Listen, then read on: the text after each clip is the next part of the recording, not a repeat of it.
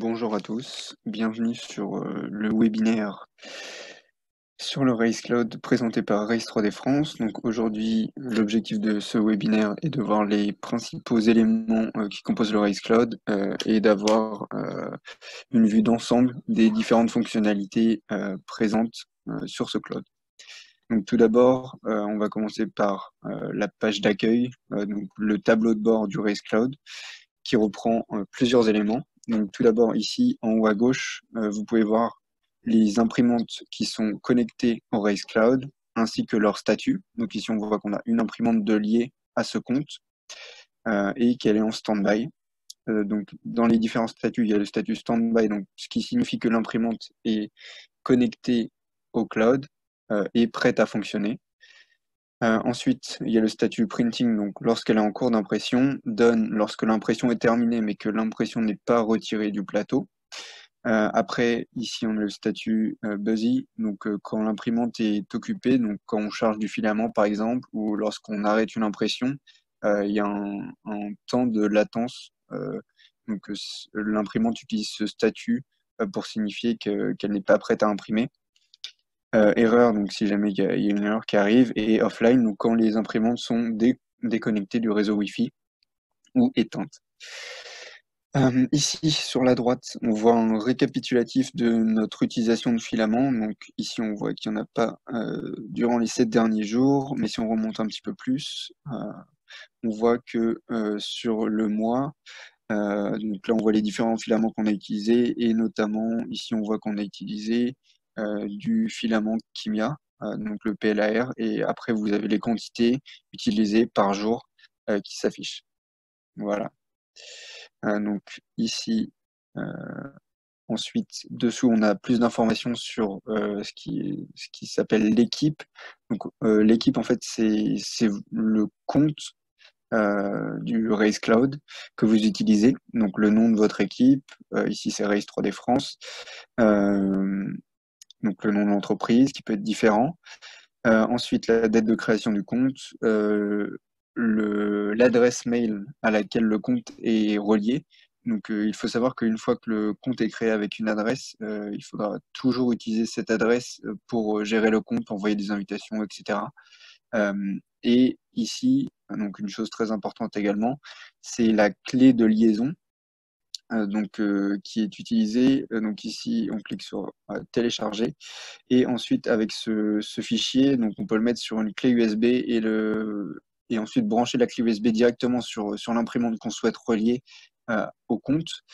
Et après, on va dans les paramètres, plus de paramètres liés au compte, et donc ça va détecter automatiquement et nous demander est-ce que voulez-vous relier l'imprimante avec ce compte. Donc voilà, donc ici c'est vraiment la clé de liaison qui est importante, qui permet de faire le lien entre le Race Cloud et votre imprimante. Ici on voit les différents membres de l'équipe, donc les différentes personnes qui sont connectées sur ce compte. Donc ici on voit qu'il y en a une seule, après il peut y avoir plusieurs personnes qu'on peut inviter ici directement. Donc on peut saisir leur adresse mail et donc ils recevront une invitation directement par mail.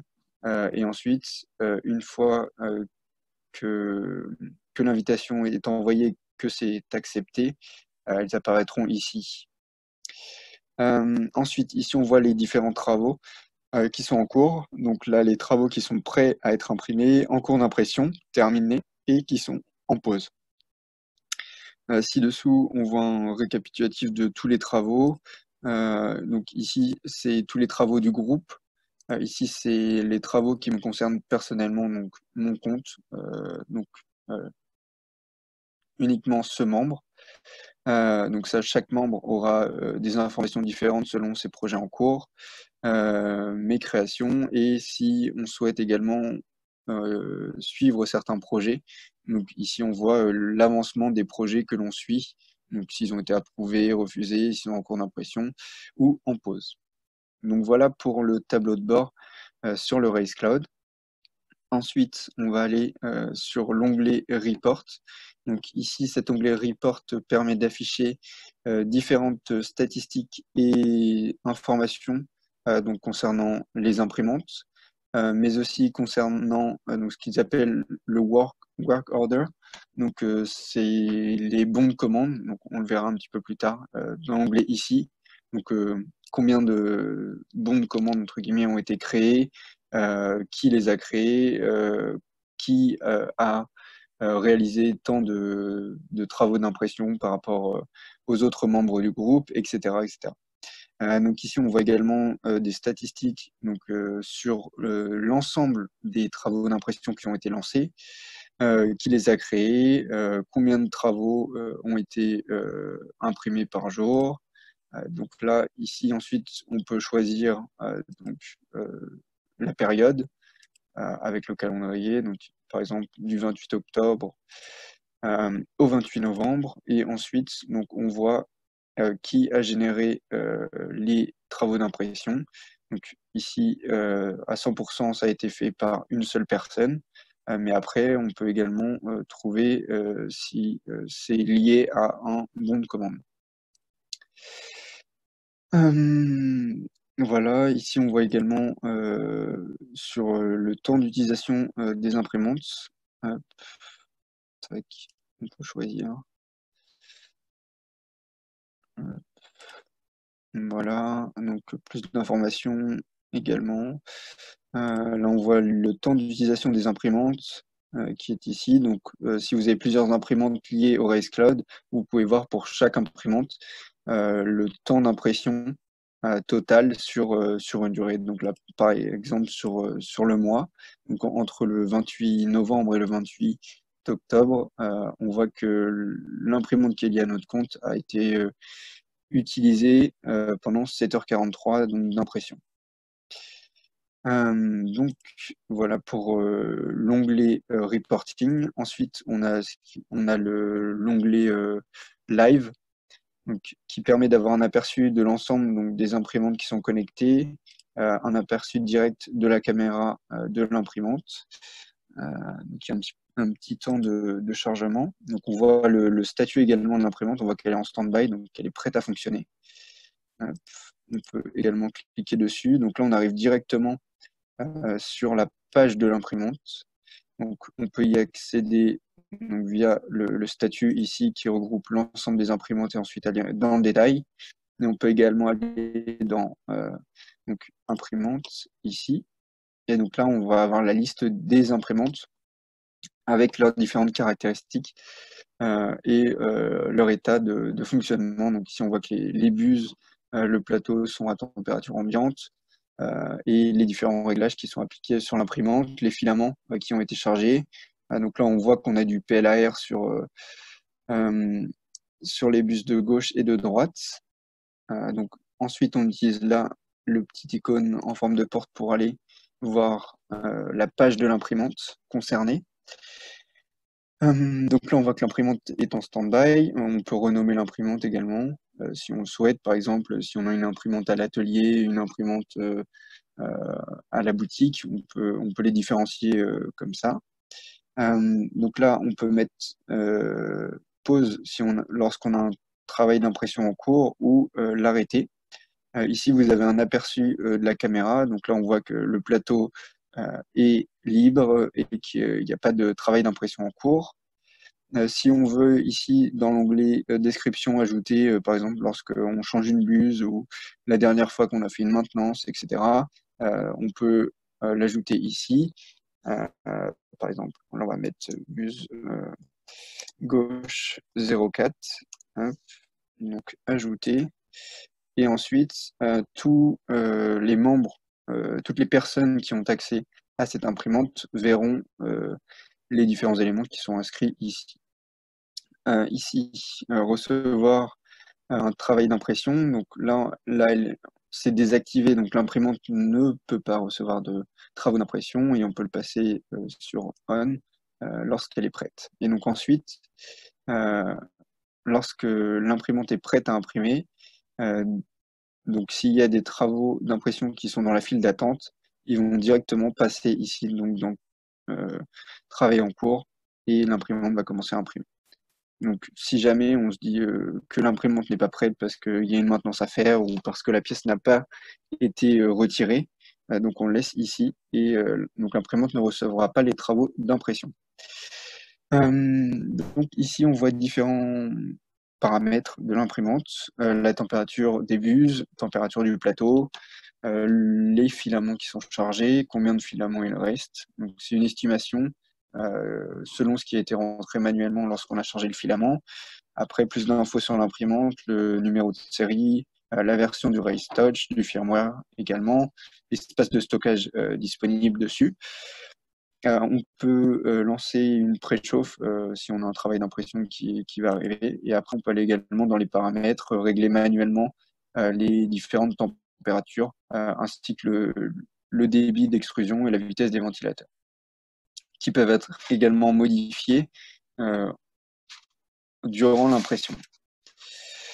Donc voilà pour la fiche sur l'imprimante. Ici, on a des statistiques sur la température de la buse gauche par rapport aux dernières minutes. Pareil pour la buse droite, le plateau. On peut retrouver les fichiers qui sont sur l'imprimante, donc en local, depuis cet onglet. Ensuite, on va dans Local Files et ici, on voit tous les différents travaux d'impression qui ont été lancés directement depuis l'imprimante et on peut les reprendre depuis ici. On peut également accéder à la clé USB si une clé USB est dessus. Voilà. Tac. Et donc là, on a encore une vue de l'imprimante, enfin une photo. Ensuite, donc les paramètres de l'imprimante. Donc ici, on retrouve les différentes imprimantes qui sont liées à notre compte. Donc là, on a une Pro 2 Plus. Donc le nom qu'on peut changer si on le souhaite. Ici, Race Pro 2 Plus, on peut la renommer par exemple Atelier comme je l'ai évoqué précédemment. Donc là, le type d'imprimante, la buse de gauche, buse de droite, et on peut également assigner chaque imprimante à un groupe.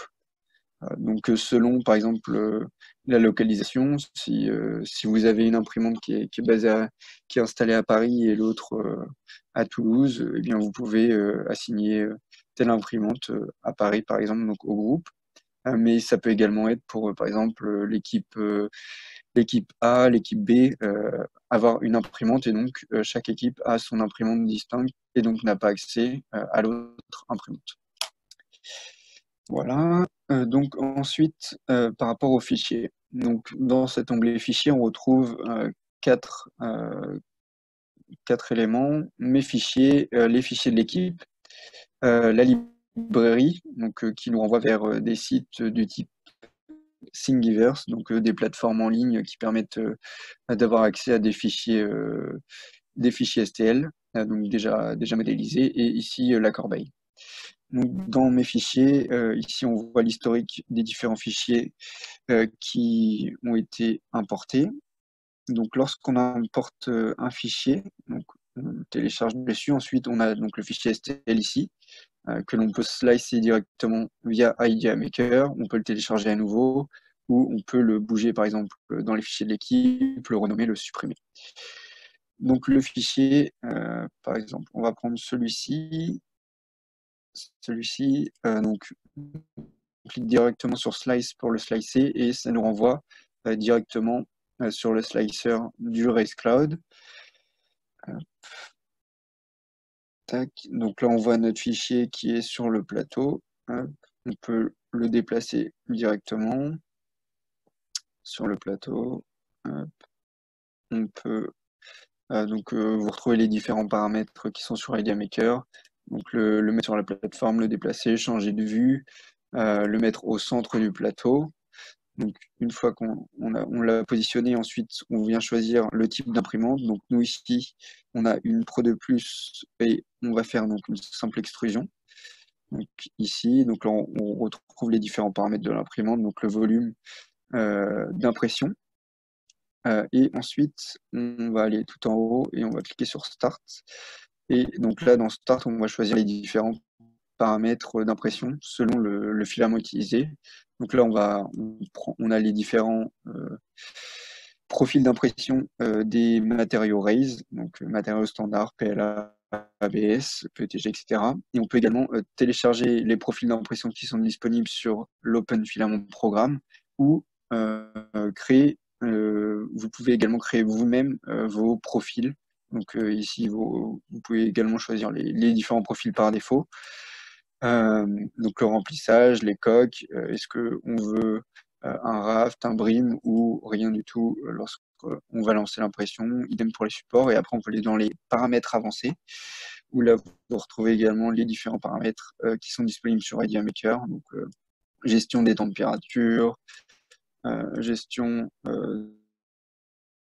des supports, du débit de l'extrudeur, etc., etc. Et ici, donc, vous pouvez donc nommer votre profil et le sauvegarder. Donc, ici, on lui donne un nom, donc profil PLA, PLAR, par exemple. Donc, il est sauvegardé. Tac. Et ici, normalement, on va la retrouver. On va la retrouver. Tac, tac, tac. Et ensuite, vous pouvez le retrouver dans mes profils. Donc, une fois que vous avez slicé votre pièce, vous allez retomber ici. Donc ici, vous voyez le fichier, par exemple, STL, et après, il y a le petit bouton plus qui apparaît, et donc il y a votre fichier G-code, donc qui est ici, qui a été slicé selon les paramètres choisis. Et là, donc là, on voit, on a un nouveau logo en plus, donc print, qui permet d'imprimer le fichier. On peut également le voir si on veut un aperçu. Tac, donc là, c'est en train de charger.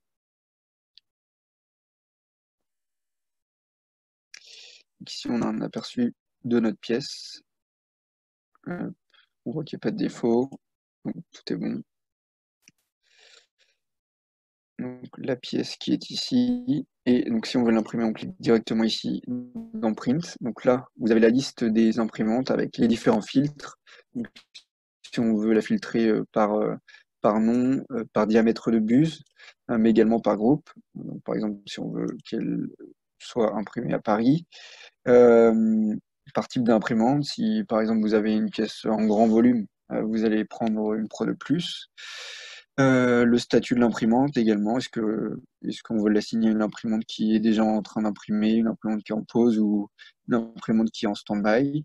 Donc là, vous avez les différentes imprimantes qui sont disponibles selon les filtres qui ont été sélectionnés. Donc là, on voit que celle-ci est en stand-by, et si je choisis l'imprimante qui est en cours d'impression, on voit qu'elle n'est plus disponible. Donc on va réinitialiser. Donc on choisit l'imprimante. Après, ici, vous pouvez choisir donc le nombre de pièces que vous souhaitez imprimer et lancer l'impression ici. Donc là, l'impression va être lancée. Et donc si on va dans imprimante, tac, on va dedans. Donc là, on voit que notre travail d'impression est bien dans la file d'attente de l'imprimante. L'imprimante, elle est en stand-by, donc on n'a pas encore dit qu'elle était prête à imprimer. Et ici, si on clique sur recevoir des travaux d'impression, donc on a la petite notification et le fichier va passer ici. Donc là, l'imprimante va se mettre. Donc là, on voit que le statut déjà a changé. Donc le statut qu'on peut retrouver également ici. Donc là, elle est passée en impression. Tac. Donc notre imprimante, elle est ici. On a un aperçu sur le temps d'impression. Et donc on voit que l'impression sera terminée vers 17h40. Donc voilà, on a l'aperçu du plateau ici, et on voit que le fichier il est passé là, donc dans le travail d'impression de l'imprimante. Et ici, on a les différents paramètres. On voit que l'imprimante est en train de chauffer, donc la buse de gauche, buse de droite, le plateau. Et si on veut ajuster les différents paramètres, on va ici. Et si on veut augmenter, par exemple, la température légèrement de la buse de gauche, tac, et ensuite confirmer. Et donc, c'est pris en compte par l'imprimante.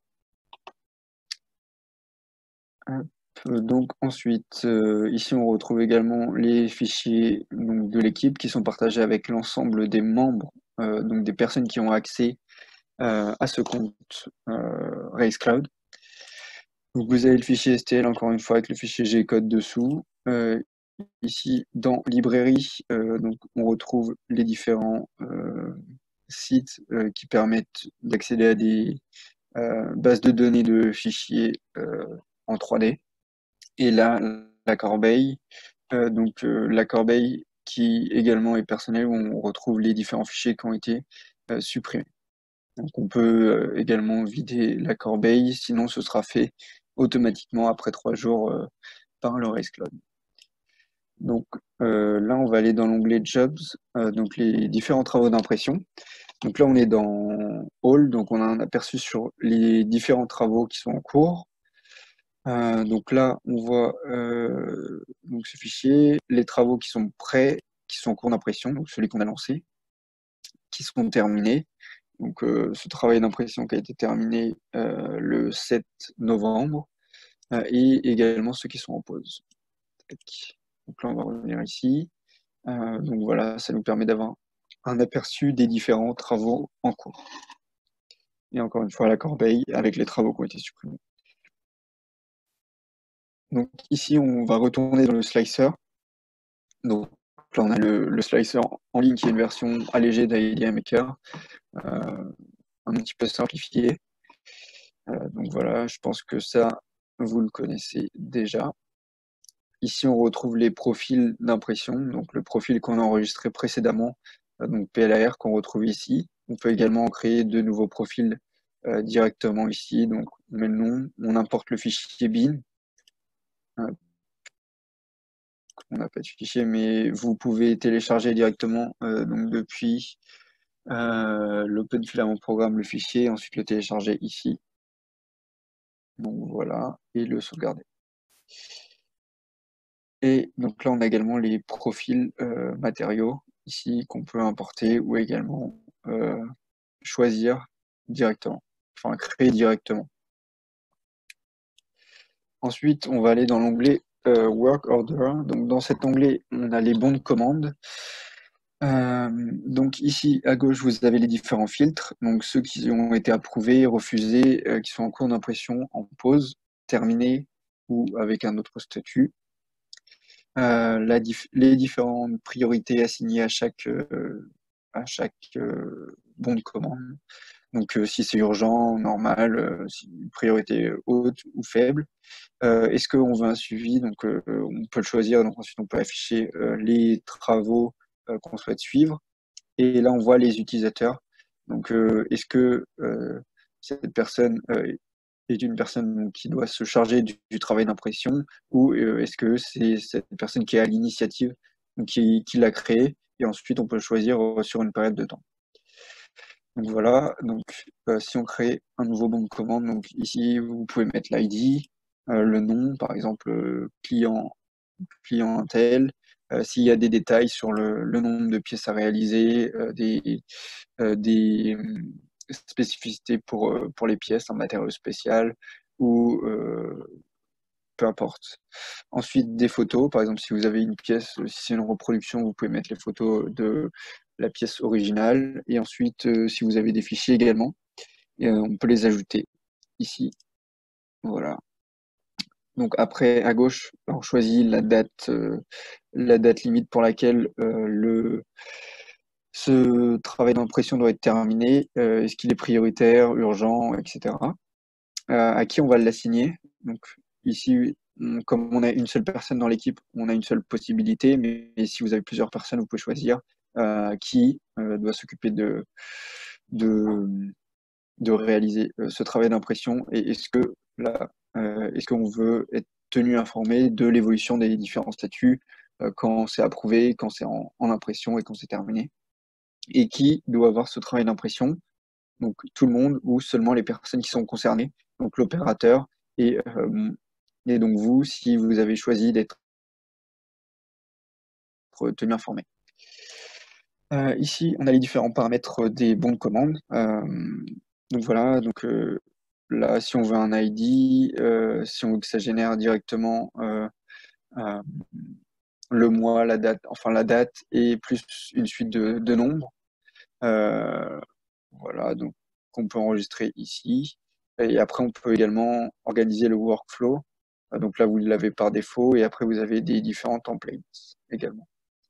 Et donc, pour terminer, on va aller dans l'onglet Timelapse. Donc ici, vous retrouvez les différents fichiers que vous avez imprimés pour lesquels vous avez enregistré un timelapse. Et là, vous avez un aperçu du déroulé de l'impression. Donc ici, on voit, c'est une boîte de rangement. Donc là, on a le déroulé de l'impression. Tac, avec le fichier. Voilà. Avec ici les informations concernant les dimensions du fichier, etc. Hop, donc ici, vous pouvez retrouver les différentes tâches donc effectuées par le slicer, donc un historique des slices qui ont été faits, et ici les différentes notifications. Donc les messages, les bons de commande et les travaux d'impression. Donc ici on voit un travail d'impression a été lancé à 16h28, donc c'est la pièce que nous avons lancée. Et pareil, donc voilà, vous voyez, dès qu'un travail d'impression a été lancé, après, ici, on peut régler les différents paramètres.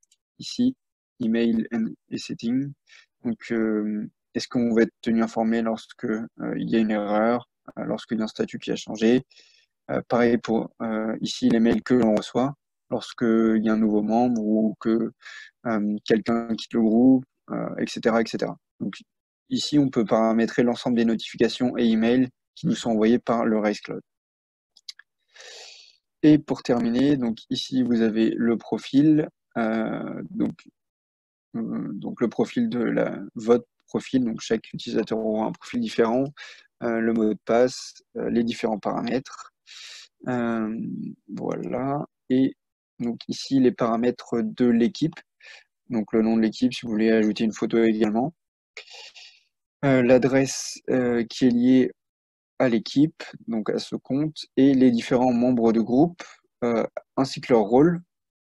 Donc ici, on voit créateur, et on peut également assigner, donc lorsqu'on a d'autres personnes qui font partie du groupe, on peut leur assigner un rôle, par exemple manager ou membre, et chaque rôle a des accès plus ou moins limités selon ce qu'on choisit.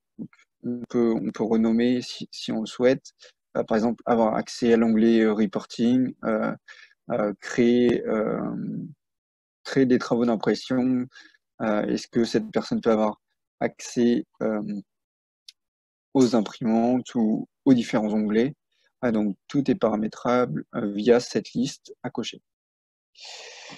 Voilà pour cette présentation du Race Cloud.